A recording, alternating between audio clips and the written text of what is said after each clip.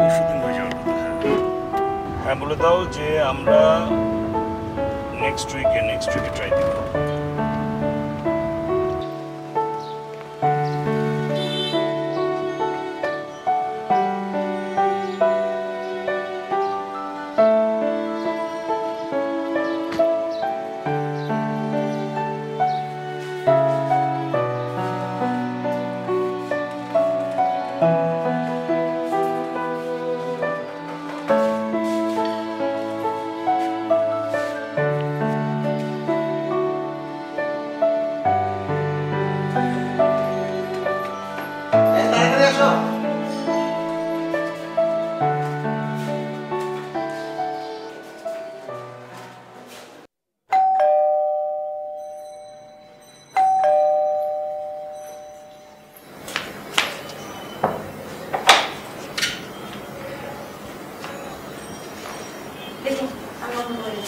কখন আসলে?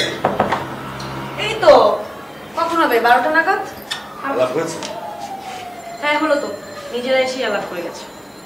যাক, তোমার জন্য ভালোই হলো, সময় কাটানোর জন্য কাউকে পেলে। নতুন জায়গা, সারাদিন একা থাকো। তো ভদ্রলোক কি করেন? ভদ্রলোক কি বলছো? দেখে তো মনে হলো কলেজের ছোকরা। আর কি করে সেটা এভাবে জিজ্ঞেস করা যায় নাকি? তা কলেজের ছোকরা হলে কি ভদ্রলোক হয় না নাকি? না না, তোমার পানি আর চা।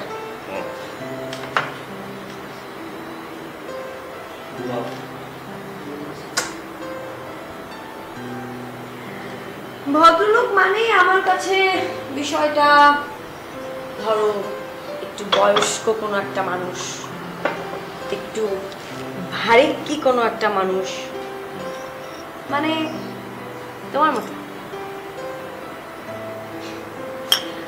উনি ইয়াং, হ্যান্ডসাম, দেখে মনে হলো সদ্য পাশ করে বিয়ের পিড়িতে বসেছে।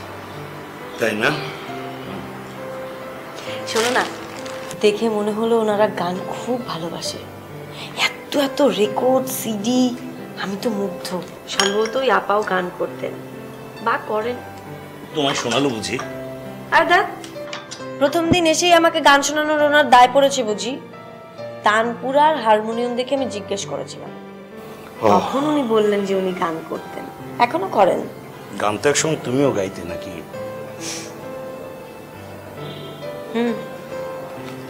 করতাম। ছেড়ে দিলে কেন? সবাই তো সবকিছু পায় না। সবকিছুই পায়, চাইলেই পায়।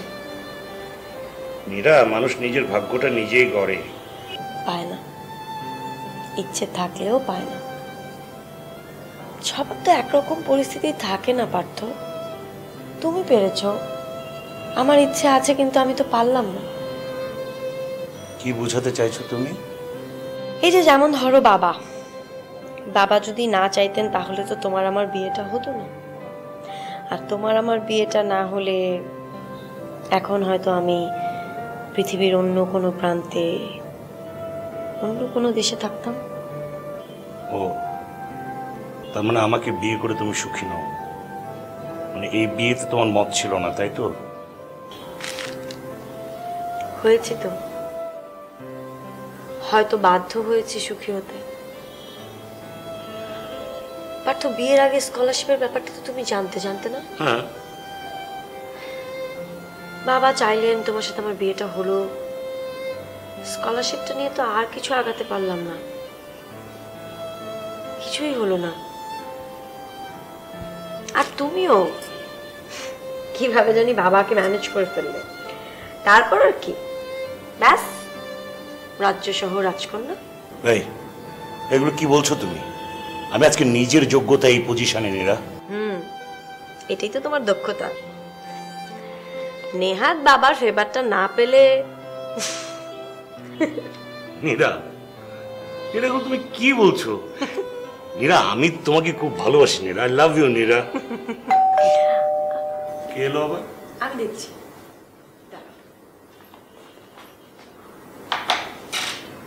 ও ভাই, আসুন না, আসুন প্লিজ। কেমন আছেন?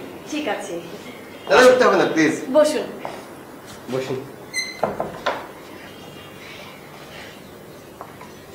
আপনার স্ত্রীর সাথে আমার আগেই পরিচয় হয়েছে, আপনার সাথে পরিচয় হয়নি, তাই আসলাম একটু পরিচিত হতে। আমি রফিকুল আনোয়ার। আমি পার্থ মজুমদার। আচ্ছা, থ্যাংক ইউ। আপনি খান না? খেতাম, একসময় প্রচুর খেতাম, এখন ছেড়ে দিয়েছি। কেন? আপনার মিসেস বুঝি পছন্দ করেন না? একদমই তাই, ওর কারণেই ছাড়া হয়েছে। তবে আমার ব্র্যান্ডও এটাই ছিল। আচ্ছা, আপনি কি করেন? চাকরি? চাকরি আমি একসময় করতাম, 3 বছর হলে ছেড়ে দিয়েছি। বেসিক্যালি আমি একজন চার্টার্ড অ্যাকাউন্টেন্ট, নিজে একটা অডিট ফার্ম খুলে এখন কাজ করছি। ভাবে আজ না হয় উঠি, ভাই বাইরে থেকে এসছে, একটু বিশ্রামেরও প্রয়োজন, আমি না হয় অন্য সময় আসবো। আরে না না ভাই, কি বলছেন? চা রেডি আছে, আমি জাস্ট দেবো। ব্যস্ত হবেন না, পাশাপাশি তো আছি, আসা যাওয়া হবে। আচ্ছা, okay, thank you. Thank you. আপাকে নিয়ে আসবেন কিন্তু ভাই।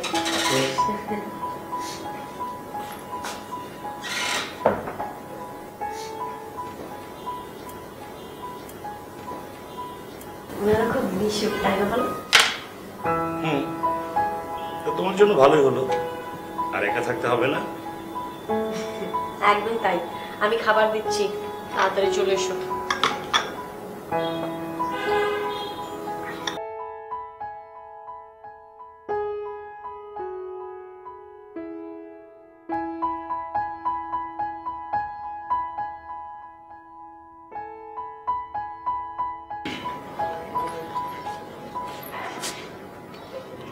যাই তাহলে। Bye bye bye.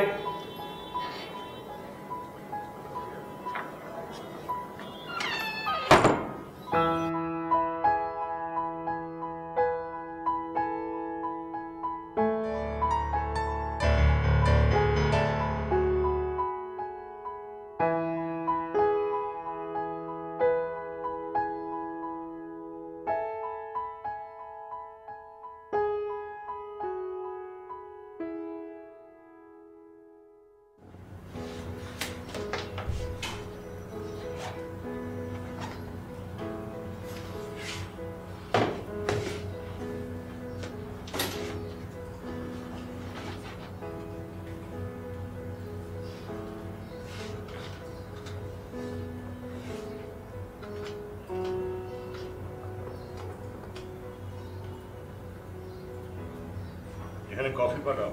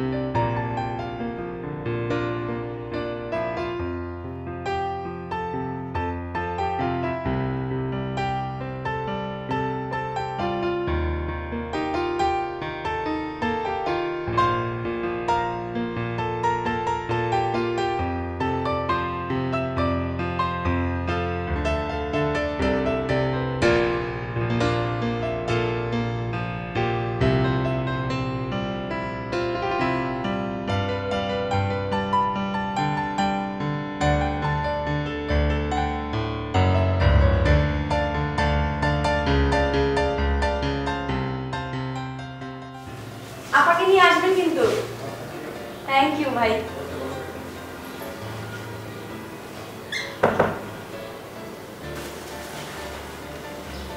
ওমা, তুমি এত তাড়াতাড়ি যে? আমি একটু তাড়াতাড়ি ফিরলাম। খেয়েছো কিছু? না, কিছু খাইনি, খিদে নেই আমার। সে কি? হয়ে গেল। চলছে বাইরে বাবা। তুমি কোথায় গিয়েছিলে? আর কোথায়, বাসার বাজার ছিল কিছু, সেরে ফেললাম। নতুন পড়শি পেয়ে তোমার সময় বেশ ভালোই কাটছে, তাই না? হ্যাঁ, সেটা যা বলেছো। এরকম নেইবার পাওয়া তো ভাগ্যের বিষয়। পাশের বাড়ির আপা কিন্তু খুবই মিশুক আর ভালো, সিরিয়াসলি। রফিক সাহেবকেও তো বেশ মিশুক বলে মনে হচ্ছে।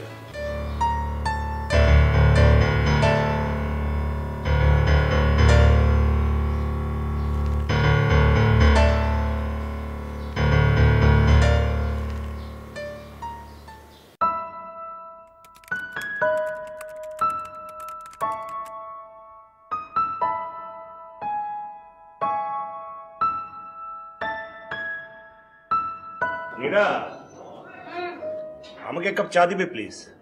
এখন কোনো চাটা হবে না, টেবিলে খাবার দেওয়া হয়েছে, খেতে এসো। ও তাই, আসছি আসছি।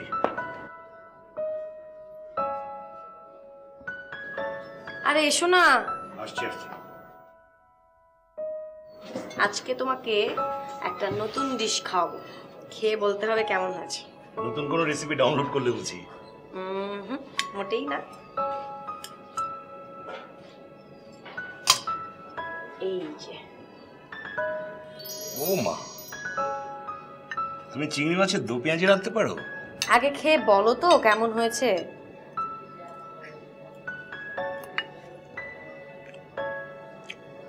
দারুণ, তুমি এত ভালো রাখতে পারো? আমি ভাবলাম তুমি বুঝি কিছুই পারো না। আরে ধুর, আমি চিংড়ি মাছের দো পেঁয়াজি কোত্থেকে রাখবো? চিংড়ি মাছ কি করে কাটতে হয় তাই তো আমি জানি না। পাশের বাড়ির আপা আছে না, সে রান্না করে দিয়ে গেছে।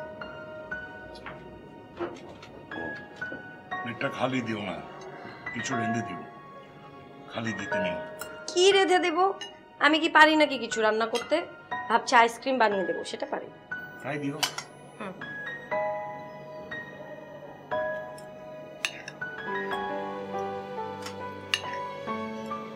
অন্য কিছু নেবে না? কি দেবো? নেব। এটা দেবো?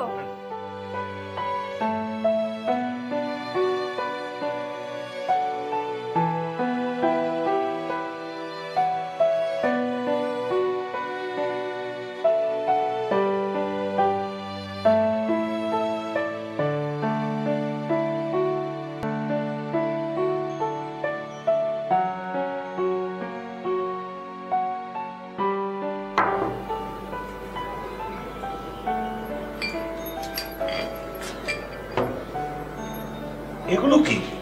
ব্রেকফাস্ট। শোনো, আজ থেকে রোজ খাবে, তাহলে সুগার আর বাড়বে না। আমার তো কোনো সুগার নেই। আরে বাবা, তোমাদের বংশ তো ছিল, একটু যদি মেনটেন করো তাতে তো কোনো অসুবিধা নেই, তাই না? না না না, শুরু করো। এই করলা সে তো আমার ভালো লাগে না। কারোরই ভালো লাগে না? শোনো, তোমাকে আমি একটা বুদ্ধি দিতে পারি। তুমি একটা কাজ করো তো, তুমি আমার চোখের দিকে তাকিয়ে থাকো, আর আমি টুক করে নিয়ে তোমার মুখে পুরে দেই, তাহলে দেখবে রসগোল্লার মতো মিষ্টি লাগছে। কি হলো? না কিছু না, সে দাও দাও, তাড়াতাড়ি, দেরি হয়ে যাচ্ছে আমার। কি আমার দিকে তাকিয়ে থাকবে তো? হ্যাঁ এভাবে, মানে ওই প্রসেসে? হ্যাঁ দাও। ওকে, রেডি? রেডি কিন্তু? That's like a good boy.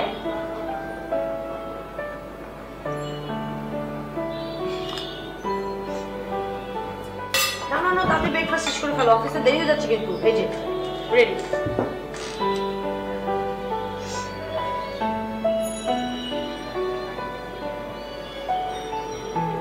তুমি শেষ করো, আমি চা খাচ্ছি।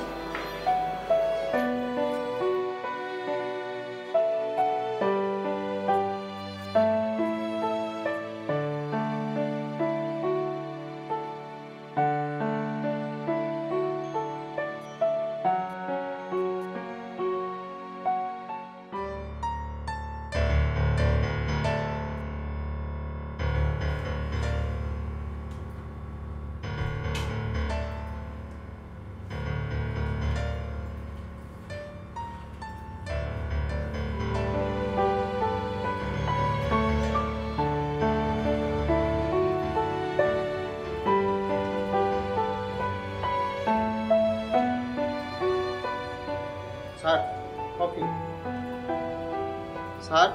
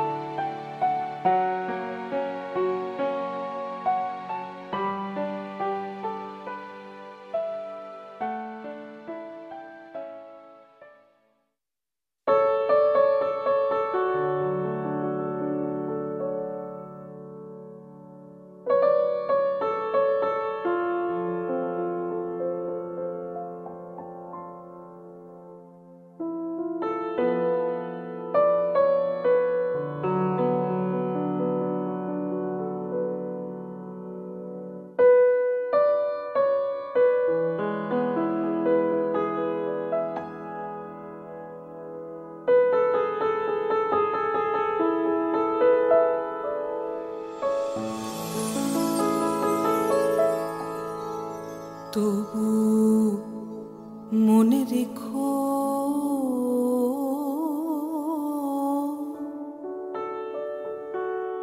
তবু মনে রেখো যদি দূরে যাই কি হলো? ও তুমি মানে তুমি কি অন্য কাউকে এক্সপেক্ট করছিলে নাকি? আরে দূর, কাকে আবার এক্সপেক্ট করো? কালকে অফিস থেকে একটু তাড়াতাড়ি ফিরে এসো কেমন? হ্যাঁ না কিছু না। কেন? কি হলো? তোমাকে এরকম আনমাইন্ডফুল দেখাচ্ছে কেন? কোনো প্রবলেম? না না কোন প্রবলেম না তো। কেন কালকে তাড়াতাড়ি কেন আসবো? কারণ কালকে আমাদের একটা ইনভিটেশন আছে। এই নতুন জায়গায় তোমাকে আবার কে ইনভাইট করলো? বেশি দূরে না, পাশের বাড়িতে। ও তাই?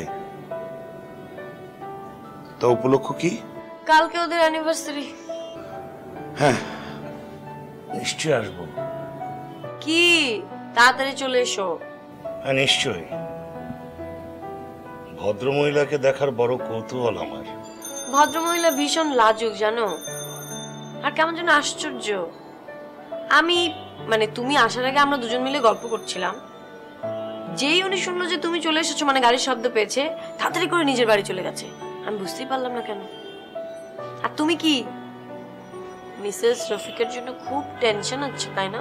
আরে দূর, কি যে বলো না। আসো শুয়ে পড়ি, কালকে অফিস আছে। আসছে।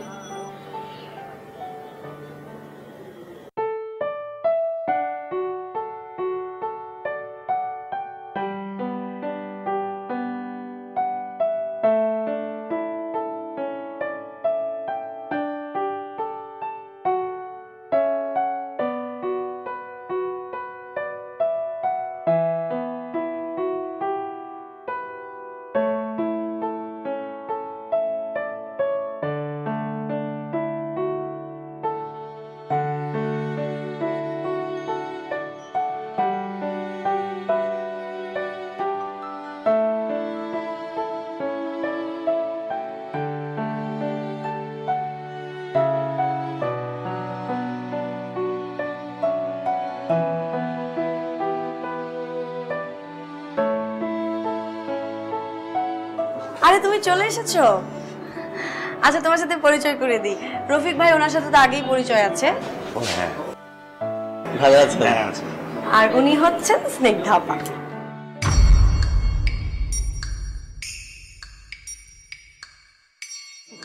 রফিক ভাই চল তো দিকে একটু দেখি আমরা।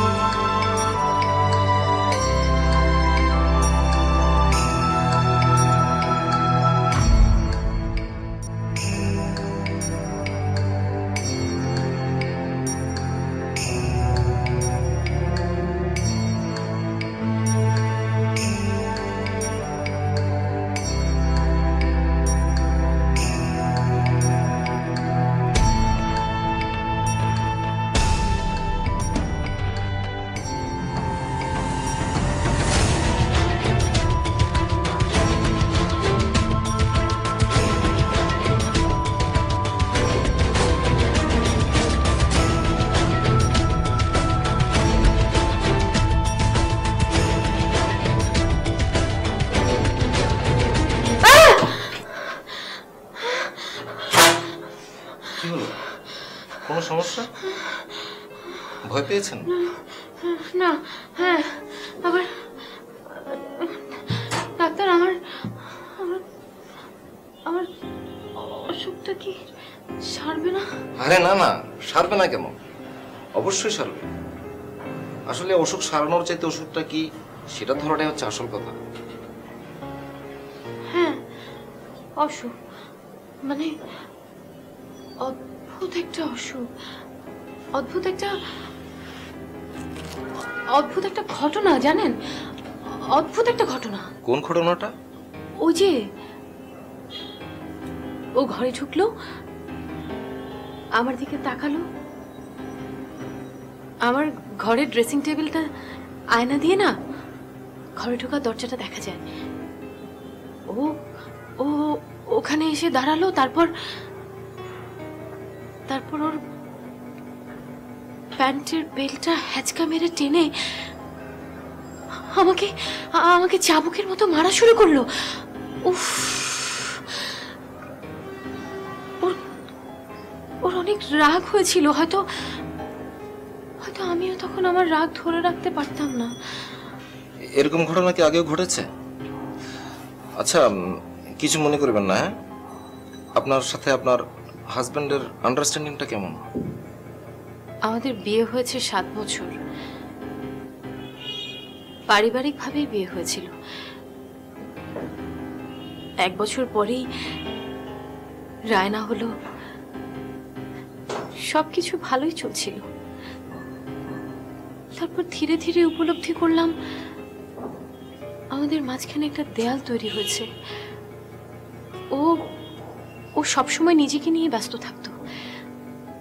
আমার থেকে পরিবারের অন্যান্যদের গুরুত্ব ওর কাছে অনেক বেশি।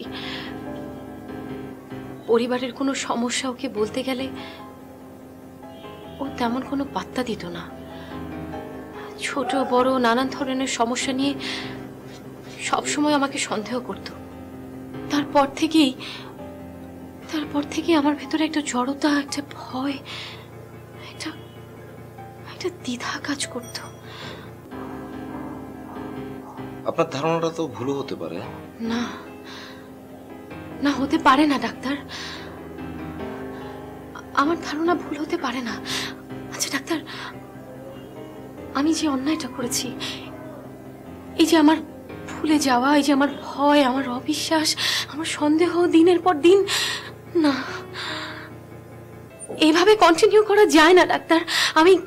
আমি এর শেষ চাই। আপনি একটা কাজ করেন ডাক্তার, আপনি আমাকে এইভাবে বেঁধে রাখেন না চেন দিয়ে, নাহলে আমাকে ইলেকট্রিক শক দিন প্লিজ ডাক্তার। আপনি একটু শান্ত হন। আমার রোগটা কি কখনো সারবে না? শান্ত হন। আমার অসুখটা কি সারবে না? আমার রেস্ট নিন, এসব নিয়ে এখন ভাববেন না প্লিজ।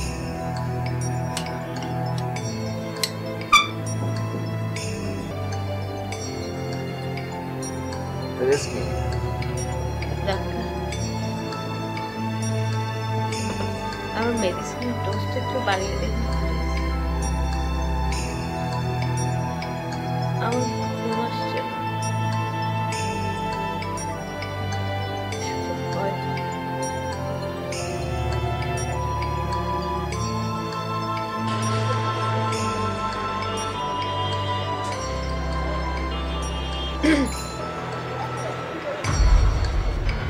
স্নিগ্ধা, তুমি? হ্যাঁ, আমি ভয় পেলে নাকি? না না, আসলে আমাকে এখানে কল্পনাও করতে পারোনি, তাই তো? আমি মিসেস রফিক। আমার রায়না কোথায়? বাহ, 5 বছর আগে যখন আমাদের ছেড়ে চলে গিয়েছিলে তখন ওর কথা মনে ছিল না? খাবে এসো। না, আমার খিদে লাগছে না, আমি খাবো না। খিদে নেই নাকি খেতে ইচ্ছে করছে না? আমার রায়না কোথায়? ও ভালোই আছে, দার্জিলিং এ বোর্ডিং স্কুলে পড়ছে। ও খুব ভালো আছে। তুমি কিন্তু অনেক গড়িয়ে গেছো। তুমি কিন্তু আগের মতোই আছো। হ্যাঁ, রফিক আমাকে বুড়িয়ে যেতে দেয়নি। খাবে এসো।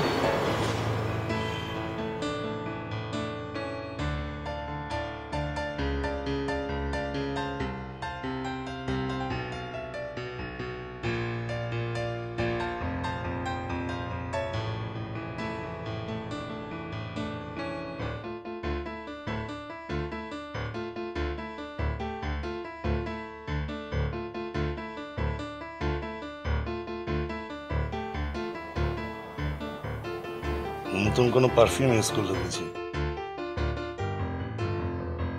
আমি মাখিনি, ওই যে পাশের বাড়ির আপা মাখিয়ে দিয়েছে।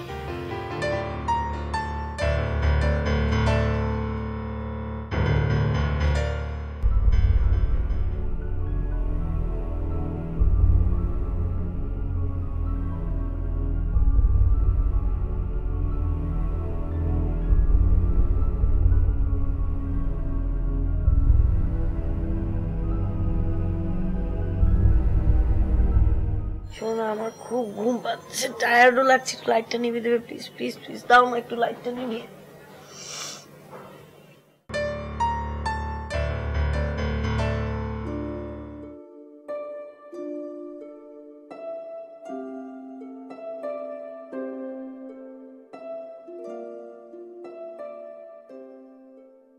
তবু মনে রেখো 5 বছর আগে যে সম্পর্ক কাগজে কলমে শেষ হয়ে গিয়েছিল তাকে আবার ফিরিয়ে আনার কোনো প্রশ্নই আসে না।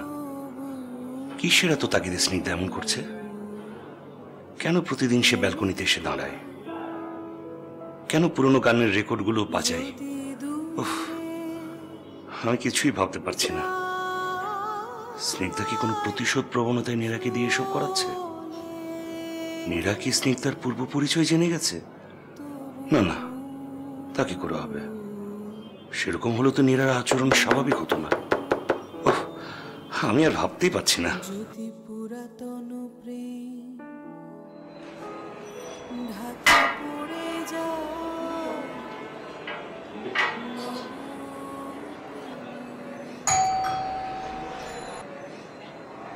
আসছি।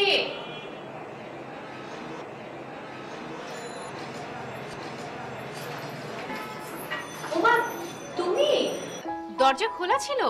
কি আশ্চর্য, বুয়া চলে গেল, যাবার সময় বলে যাবে না? উফ আপা, আপনি এত অস্থির হচ্ছেন কেন? আমাদের এখানে চোর ডাকাতের তেমন একটা ঝামেলা নেই। বললেই হলো। আজকাল কোনো কিছু ঠিক আছে বলো তো? বসো তো, আসো বসো। বাহ, খুব সুন্দর সেজেছো তো। কে বলেছে? নিশ্চয়ই তোমার বর বলেছে। খুব সুন্দর লাগছে। কোথাও যাচ্ছো? হ্যাঁ আপা, ওই যে থাকে না ঘরের কিছু প্রয়োজনীয় কেনাকাটা, ভাবলাম একটু শপিং এ যাই। ও তো গতকাল তোমাদের খাবার কেমন লেগেছে? আর ওই যে ওই ডিশটা রান্না করেছিলাম, ভালো লেগেছে? তোমার বর কি বললো? কি জানি, হয়েছে হয়তো পছন্দ। ও, নিশ্চয়ই তোমার বরের ভালো লাগেনি, তাই তো? না না আপা, সেটা না, মানে সেরকম না।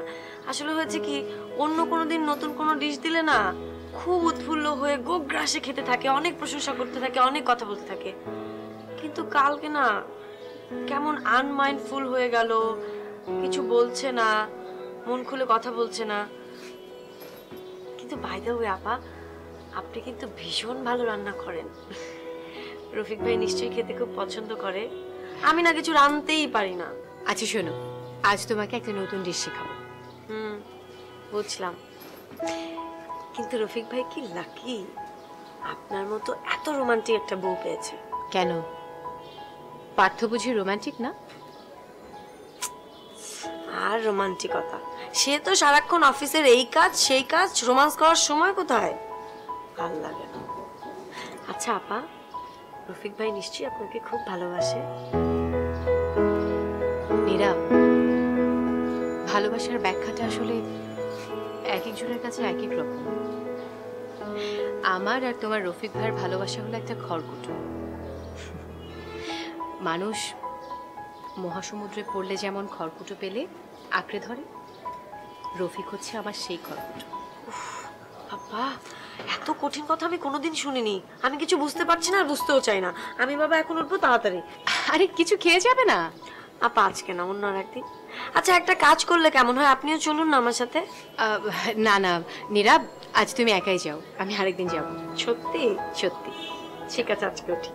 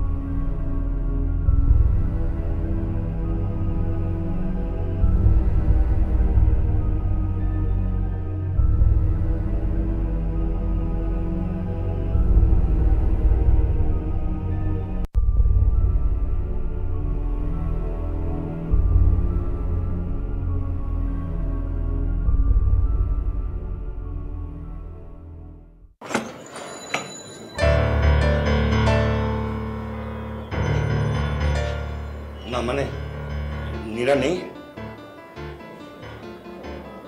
শপিংয়ে গেছে।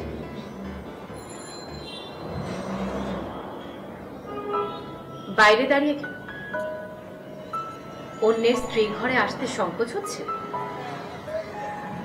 না ডাকতে যাবো কিভাবে?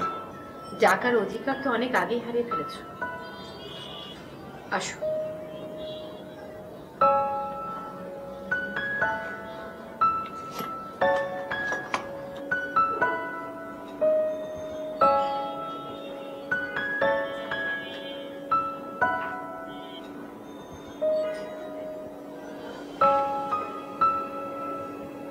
রফিক কি আমার পরিচয় জানে? নীরা কি আমার পরিচয় জানে? ওকে ইচ্ছে করে জানায়নি। জানালে আমাদের পাশাপাশি ফ্ল্যাটে থাকাটা সুখকর হতো না। কেন? ও শুধু জানে আমার প্রথম স্ত্রীর নাম স্নিগ্ধা, কিন্তু তুমি যে সে, সেটাই তো স্বাভাবিক। তোমার মতো সাবধানী স্বামী তো কোনো স্মৃতিকেই চিহ্ন করে রাখবে না। তুমিও নিশ্চয়ই রাখোনি। চাইলে রাখতে পারতাম, ইচ্ছে করে রাখিনি। সত্যটা বলতে আটকাচ্ছে কেন? এসব কথা তো কোনো মানে হয় না এখন। আমি নীরাকে কষ্ট দিতে চাই না। আমাদের দুজনের পথ এখন আলাদা। আমাকে কষ্ট দিয়েছিলে কেন? কেন আমাকে ছেড়ে গেছিলে? হয়তো আমরা একসাথে থাকতে পারিনি, আমাদের ভালোবাসার অভাব ছিল। হয়তো আমরা পরস্পরকে বুঝতে পারছিলাম না, তাই আমরা দুজনে মিলেই কিন্তু সিদ্ধান্ত নিয়েছিলাম। তার দায় একা আমার ঘরে চাপানো হচ্ছে কেন? না পার্থ, সিদ্ধান্তটা তোমার একা ছিল, যেটা তুমি আমার উপর চাপিয়ে দিয়েছিলে। আমি যেহেতু তোমার সিদ্ধান্ত মেনে নাও নি, তাও তো তুমি তোমার সিদ্ধান্ত পাল্টাতে না। সারাক্ষণ তোমার সন্দেহ, তোমার অবহেলা, অনীহা আমাকে এক অজানা ভয় গ্রাস করে রেখেছিল। আমি দিন দিন অসুস্থ হয়ে পড়ছিলাম। কেন তোমার মনে নেই যেদিন রায়নাকে খুঁজে পাওয়া যাচ্ছিল না, আমি পাগলের মতো হয়ে গিয়েছিলাম। বাড়ি ফিরে আমি অসুস্থ হয়ে গিয়েছিলাম। তারপর তুমি বাড়ি ফিরে কোথায় আমাকে একটু সহানুভূতি দেখাবে, কোথায় আমাকে একটু সান্ত্বনা দেবে, তা না দিয়ে তুমি তোমার বেল্ট খুলে আমাকে পাগলের মতো পেটাতে শুরু করলে।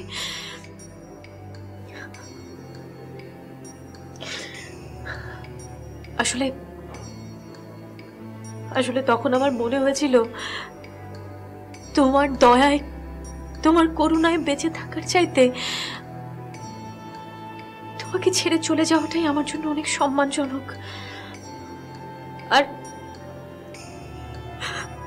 আমার বেঁচে থাকার একমাত্র অবলম্বন ছিল রায়না।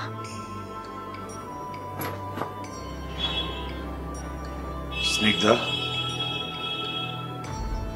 স্নিগ্ধা, বলো। তুমি বিশ্বাস করো, গত 5 বছর আমি তোমাকে এক ফোঁটাও ভুলতে পারিনি। নীরার মাঝে আমি তোমাকেই খুঁজে পেতে চেয়েছি। বিশ্বাস করো তুমি। চুপ করো, হিপোক্রেট। লজ্জা করে না তোমার নিজের স্ত্রীর মাঝে অন্য স্ত্রীকে খুঁজে নিতে? বিশ্বাস করো স্নিগ্ধা, আসলে আমি তোমাকে। ছাড়ো।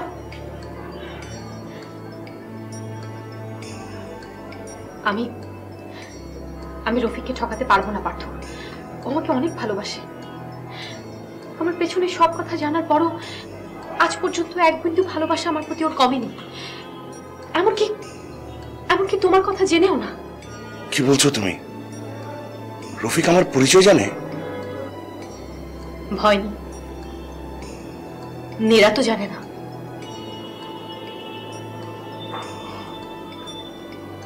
রফিক তো জানে, ও তো যে কোনো সময় চলে আসতে পারে। তোমার ভয় নেই? না, নেই, কারণ রফিক ভালোবাসতে জানে।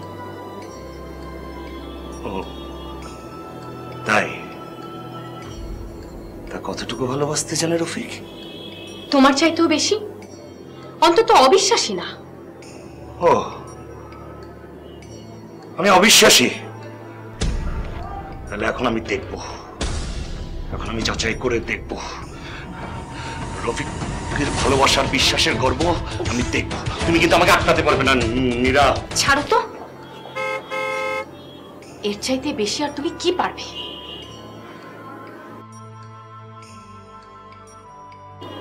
মনে হয় নীরা চলে এসছে। যাও, আমার কাছ থেকে আদায় না করে নীরার কাছ থেকে কি আদায় করো। যাও যাও, চলে এসছে, যাও বলছি, যাও বলছি।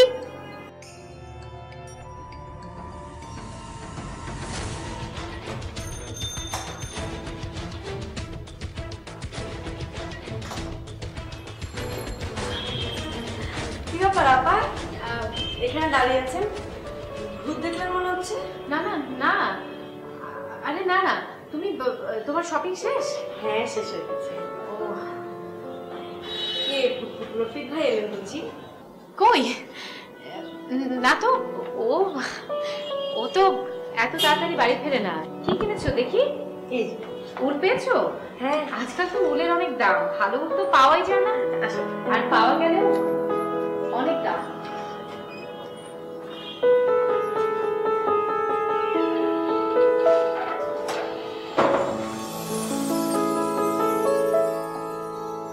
তবু মনে রেখো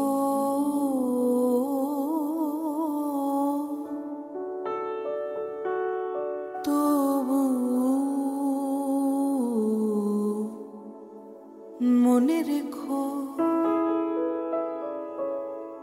যদি দূরে যাই চলে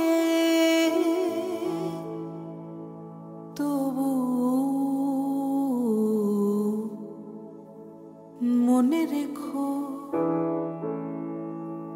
যদি পুরাতন প্রেম ঢাকা পড়ে যায় নব প্রেম চালে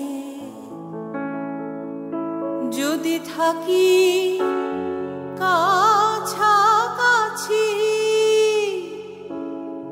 দেখিতে না পাও ছায়ার মতন আছি না আছি মনে রেখো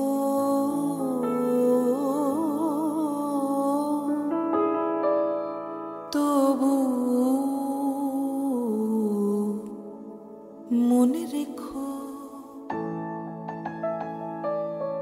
যদি জল আসে আখি পাতে যদি জল আসে আখি পাতে একদিন যদি খেলা থেমে যায় মধুরাতে তবু মনে রেখো একদিন যদি বাধা পড়ে কাজে শারদ প্রাতে তবু মনে রেখো যদি পড়িয়া মনে যদি পড়ি